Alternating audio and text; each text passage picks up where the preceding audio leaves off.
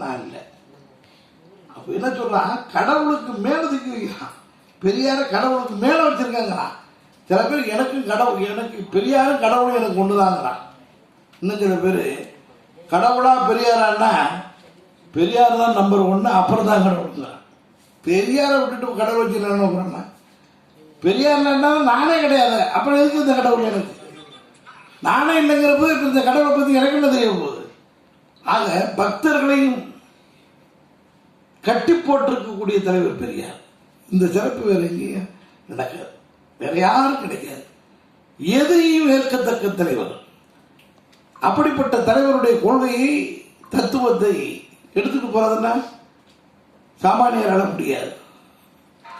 அந்த தந்தை பெரியாருடைய கொள்கையினுடைய வடிவமாக இருப்பதால் தான் நம்முடைய தலைவர் அப்படியே அதை வார்த்தெடுத்து வந்தது போல் பணி இருப்பதால் இந்த சமூக நீதி, இந்த இடஒதுக்கீடு, இந்த கொள்கைக்கு எப்பெல்லாம் ஆபத்து வந்தாலும் சரி உடனே இருந்து அதை கரெக்ட் பண்ணிடுறோம். மற்ற கட்சிகள் என்ன தெரியுமா நினைச்சிட்டு இருக்காங்க? வீரமணி இருக்காரு பார்த்துப்பார். பல பேருக்கு அதெல்லாம் இங்கே ஒன்றும் நடக்காது, அப்படிலாம் ஒன்றும் பண்ணிட முடியாது சார். இப்போ நம்மளே ஆட்டி பேசிட்டு போது என்ன சார் கொஞ்சம் உணர்ச்சியோடு இருக்க வேண்டாமா, பாப்பா மாதிரி கவலைப்பட வேண்டாமா, நம்ம கொஞ்சம் இந்த இடஒதுக்கீடு பாதுகாப்பு என்ன வேண்டாமா, நீங்கள் பாட்டு பொறுப்புலாம் போயிட்டு தான் என்னங்க அப்படின்னு சொல்லாங்க சார். அது வீரமணி இருக்கார் சார், அவர் பார்த்துப்பார். எப்படி ஆகி போச்சு, ஒரு குடும்பத்தில் ஒருத்தர் முக்கியமாக இருந்து 10 பேரோட குடும்பத்தில் எல்லாருக்கும் சம்பாதிச்சு சாப்பாடு போட்டு எல்லாரும் கவனமாக ஒரு ஆள் பார்த்துட்டு இருந்தாங்க, பயப்படாமல் இருப்பாங்களோ? எனக்கு என்ன பார்த்துக்குவார். அந்த மாதிரி மக்களுக்கு, இந்த இனத்துக்கு திராவிடர் கழகம் இருக்கு, வீரமணி இருக்காரு, அதில் வச்சு நடக்காது. அந்த பார்த்தாச்சு படிக்காது. நல்லா நீங்க யோசிச்சு பாருங்க, நல்லா சிந்திச்சு பாருங்க. ஒரு ஆட்சி உருவானாலும் அந்த ஆட்சியை எத்தனை பேர் ஆதரித்தாலும் நாம ஆதரிக்கும் போது அது வெயிட்டேஜ் தனி, அதோட வெயிட்டேஜ் தனி. பிறகு என்ன இந்திரன் சந்திரன் போடுவாங்க, அதெல்லாம் எப்படி போயிட்டே இருக்கலாம். ஆனால் நம்ம ஒரு வார்த்தையை போட்ட அன்னைக்கு கூட ஒரு ஆட்சி உருவாகி இருக்கிறது. இந்த ஆட்சியை பற்றி எழுதுகின்ற போது இதனுடைய சாதக பாதகங்கள், செய்கின்ற காரியங்கள் ஏற்கத்தக்கது, அங்கே கொள்ளத்தக்கது, அல்லது கண்டிக்கத்தக்கது, அல்லது திருத்தத்துக்குரியதுன்னு கட கட கட கடன் அடிக்கும்போது அப்படியே அந்த செய்தியெல்லாம் மற்றவங்க சொல்றதெல்லாம் அரசியல்னு பார்ப்பான். அரசியலுக்கு அப்படி சொல்றாங்க. அதே கருத்தை நம்ம கருத்தை அடுத்தவங்க சொன்னா கூட அது அரசியல் ஆகும். ஆனால் நம்ம சொன்னோம்னா தான் அது சரியாகும். இவர் சொல்றா கரெக்ட், இவர் சொல்றாரு அப்படின்னா சரிதான். அது திமுகவோ மற்றொரு கட்சி சொன்னா அது அரசியல், அதுக்கு பேரு.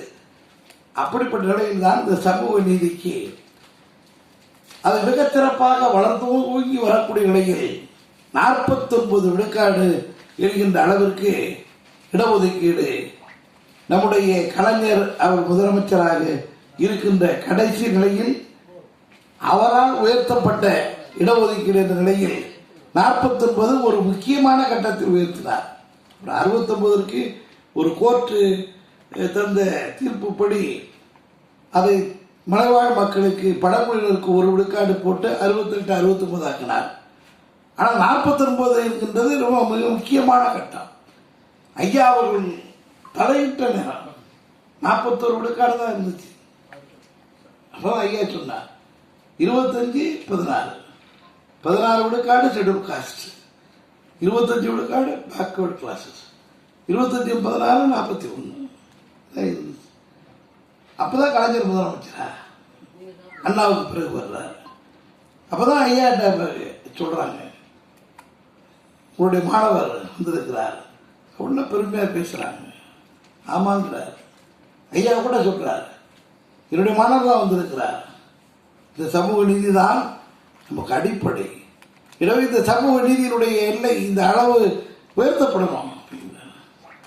அப்போ 50 விழுக்காடு தாண்டப்படாது பாருங்க. அது எப்போதுமே வச்சு அது ஒரு கொக்கி மாதிரி போட்டுட்டு உட்காந்துருக்கிறான் பாப்பான்னு.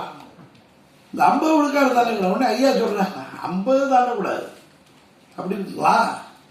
சரி, இப்போ எவ்வளோ கொடுத்துக்கிட்டு இருக்கீங்க? 41. எதுக்கு மேலே போகக்கூடாது? 50க்கு மேலே போகக்கூடாது. அப்ப இன்னும் எவ்வளவு போகலாம்? 49 வரைக்கும் போகலாம். போங்க. அது வரைக்கும் ஏற்றி விடுங்க. அப்பதான் கலைஞர் என்ன பண்ணாரு, 16 18 ஆக்குனாரு, 25 31 ஆக்குனாரு, 49 ஆச்சு. அது ஐயா என்ன நினைக்கிறாரு பாருங்க, எவ்வளவு முடியுமோ ஏத்துங்க.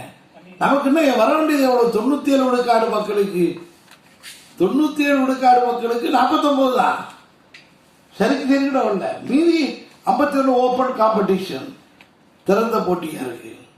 இப்படிப்பட்ட நேரத்தில் தான் அங்கே எம்ஜிஆர் முதலமைச்சர் அவர்கள் கட்டம் வருகிற போது இந்த சமூக நீதியிலே சறுக்கல் ஏற்படக்கூடிய ஒரு வாய்ப்பு ஏற்பட்டது. இது 9,000 ரூபாய் வருமான வரம்பு என்று ஒரு உத்தரவை போடுறார்.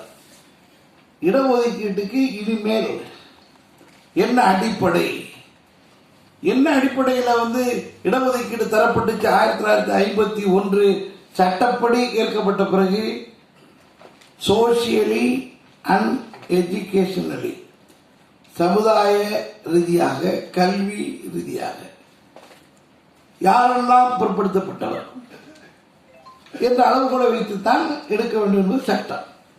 அந்த சட்ட திருத்தம் தான் 15(4). அதை 29(2) பிரிவு பாதிக்கக்கூடாது, தாக்கக்கூடாது, உரைச்சக்கூடாது, ஒன்றும் செய்யக்கூடாது. இது இண்டிபெண்டா நிற்கும். 15(4) தான் திருத்தம். எனவே அந்த இடஒதுக்கீடை கொண்டு வந்தாச்சு. ஏன் பொருளாதார அடிப்படையில் கொண்டு வர்றாரு அப்படின்னா, எம்ஜிஆர் இடஒதுக்கீட்டுக்கு எதிரி இல்லை, அவர் ஒன்றும் திராவிட இயக்கத்துக்கு எதிரி இல்லை, அவர் தெளிவானவர் தான். ஆனா அவர்கிட்ட போய் எப்படி வைக்கிற அந்த பொருளாதார அடிப்படை இடஒதுக்கீடு சொல்றவெல்லாம் எப்படின்னாக்க, அது நாக்கில் தேனதை இடஒரு மாதிரி, ஒரு நியாயமா ஒன்று சொல்றது மாதிரி சொல்றது. என்னங்க நியாயம்? இந்த இடஒதுக்கீடு இருக்கு, இந்த இடஒதுக்கீடை பயன்படுத்தி பெரிய 500 ஏக்கர் வச்சிருக்கான், அவன் பையனும் போயிடுறாங்க, 100 ஏக்கர் பையனும் போறான்,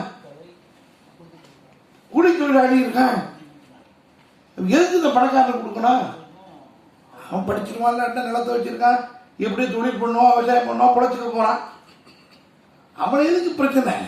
பணக்காரன் தான், அந்த பணக்காரன் ஆச்சு, அவன் தான் வீடு கட்டணும், அதை வைக்கிற பெரிய வாழலாமே. ஏழைக்கு தானே கொடுக்கணும். ஆனா இடஒதுக்கீடு எப்படி கொடுக்குறாங்க? ஜாதி ரீதியாக. அந்த ஜாதி ரீதியாக கொடுக்கும்போது என்ன பண்றான்? பணக்காரன் அடிச்சுட்டு போயிடுறான். ஏன் கொடுக்கணும் அப்படி?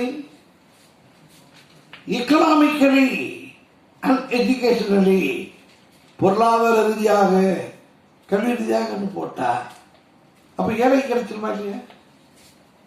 இது கேட்கறதுக்கு எப்படி இருக்கு?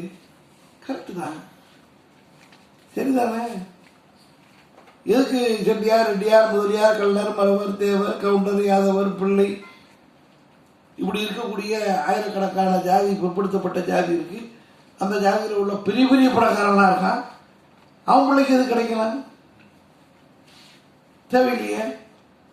அவன் சும்மா இருந்தா கூட பணத்தை வச்சுட்டு வாழ்ந்துருவானே. சூப்பரா இருக்குல்ல?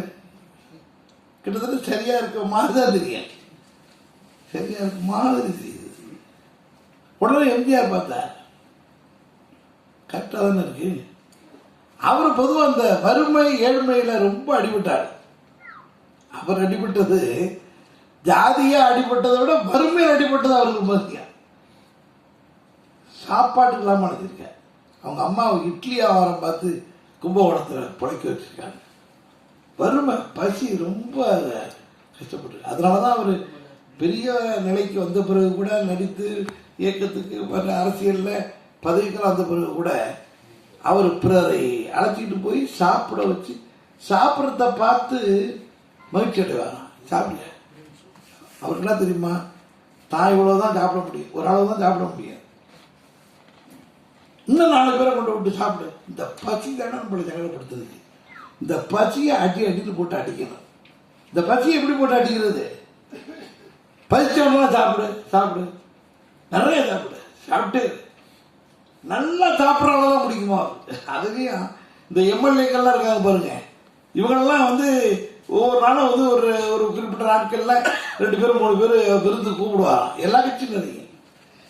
அப்போ யாரை ரிப்பீட் பண்ணுவாரான்னா, நிறைய சாப்பிட்ற அளவுக்கு தான் ரிப்பீட்டேஷன் கொடுப்பாராம். நான் வந்தாலும் புண்ணி எடுக்கிறாரு. சும்மா உட்காந்துட்டு இப்படி கொறிச்சிட்டு போகிறாங்கலாம் எனக்கு அதுக்கு இல்லை, தேவையில்லை. அவருக்கு இந்த பசியை கட்டி போட்டு அடிக்கணும். இந்த பசினால தானே நம்ம கஷ்டப்பட்டோம். அந்த பசியை வெளுத்து வாங்குற பாருப்ப. அந்த பசியை நான் வந்து சங்கடப்படுத்துனுச்சுல, இப்போ அந்த பசியிட்ட வர சொல்லி பார்க்குறேன் அப்படிங்கிற மாதிரி வருது. என்ன பண்ணார் இதெல்லாம் சொன்ன உடனே கரெக்டு தான். ஏழை அவர் படத்தில் கூட படம் நடிக்கிறதுல கூட விவசாயி, தொழிலாளி, மீனவன், ரிக்ஷாக்காரன், அதில் கூட எல்லாம் வந்து இந்த வறுமை, இந்த ஏழ்மை அதில் ரொம்ப இதாக இருப்பார். பார்த்தார் சரியான ஃபார்முலா இப்போ ஏழைகளுக்கு கிடைக்கணும். ஆக ஒரு முடிவு பண்ணார். ஒரு முடிவுக்கு வர வச்சுட்டானோ எல்லாம் பாப்பானு சேர்ந்து எல்லாம் வச்சது பிறகு என்ன பண்ணாங்க, என்ன ஒரு லிமிட் வைக்கணும்ல. யார் ஏழைன்னு முடிவு பண்ணுறது, யார் பணக்காரன்னு முடிவு பண்ணுறது? வருடத்திற்கு 9,000 ரூபாய் வருமானம் இருந்தால் ஃபார்வர்டு, 8,999 ரூபாய் இருந்தா பேக்வேர்டு. பார்த்தாரு இருக்கியார் போ, இந்த பணக்காரத்தெல்லாம் ஒழிச்சிடும். அவர் நினைச்சது எல்லா ஏழையும் மெடிக்கல் காலேஜ்லையும் இன்ஜினியரிங் காலேஜ்லையும் எல்லாம் சேர்ந்து டாக்டர், இன்ஜினியர், வக்கீல், நீதிபதி ஆகிடுவான் அப்படின்னு நினைச்சாரு.